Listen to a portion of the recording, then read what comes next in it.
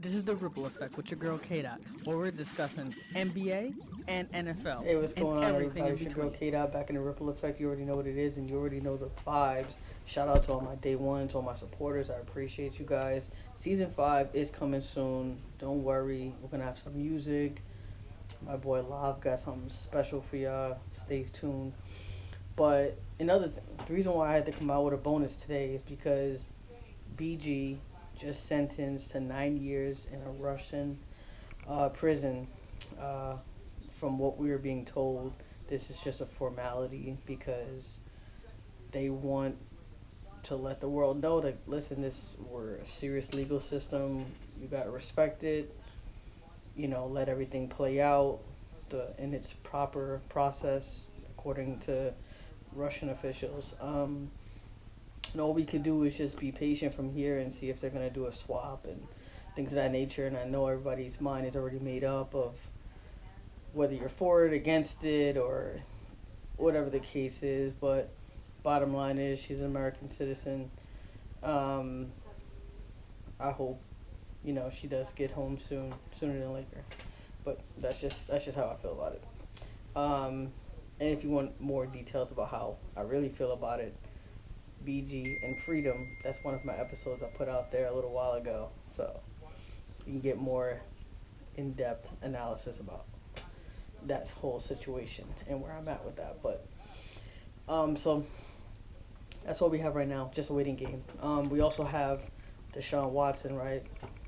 That's also a whole nother thing, and I feel like once again sides are divided, right? Whoever believes the 6 games was sufficient, whoever believes no, there should be way more games.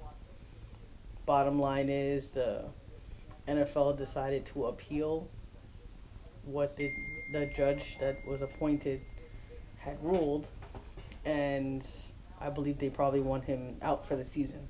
Now, like I said, whether you're for it or against it, just drop it on my social media. You got KDOT um, either on my Facebook, or you can go with the Ripple Effect underscore KDOT Instagram, which I know a lot of you guys tend to use, but you can definitely do it on Facebook, whatever you feel comfortable using. But bottom line is, I just want to hear your opinion. I want to know what side you're on, for whatever reason. And the only thing I'll ask, the only condition, is just make sure your your opinion is based off the facts and not the other way around. That's the only thing I request. But other than that, um, again, I've been following this Deshaun Watson case, like other cases, pretty close. I've been reading a lot of different articles, and every time something comes out, I'm pretty on top of it. Um, so yeah, the whole turn of events has just been interesting. So that's why I had to throw out this bonus episode because it's just so much going on, and I didn't want to think wasn't gonna mention it, and it's just too far off when my up and coming season is coming out, and hopefully there'll be some type of resolution before I come out with the new season. Because as you guys know, NFL's back, right? Not quite. I know it's preseason.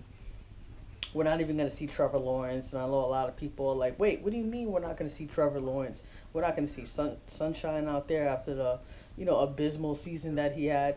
Yeah, he did have a bad season, but you know what? There was also a bad culture, and you already know how I feel about culture, right?